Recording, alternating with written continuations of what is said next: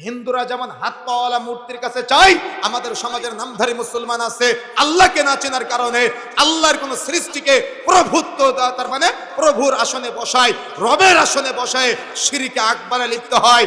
রাসূলুল্লাহ সাল্লাল্লাহু আলাইহি ওয়াসাল্লাম বলছেন, যখন সে আল্লাহকে চিনে নেয় দুনিয়াতে, ও কবরের মধ্যে বলবে হা হা লা আদরি, আমি তো আমার রবকে চিনি না, আমি তো আমার আল্লাহকে চিনি না।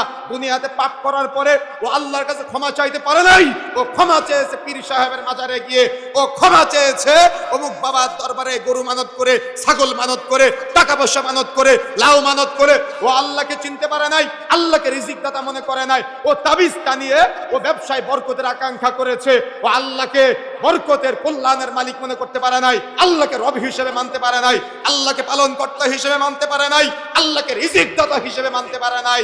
ও সবকিছুতেই শিরকে আকবার ঢুকিয়েছে।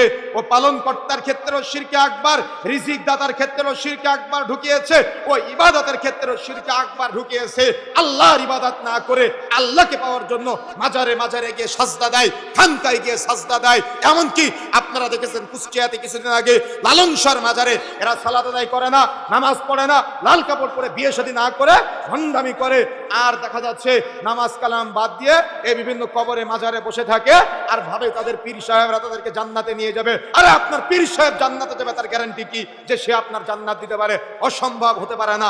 আল্লাহকে চিনতে হবে। সূরা নাসের মধ্যে আপনি পড়েন, কুল আউযু বিরাব্বিন নাস মালিকিন নাস ইলাহিন নাস। আল্লাহ রব, আল্লাহ মালিক, আল্লাহ ইলাহ, আপনাকে স্বীকৃতি দিতে হবে।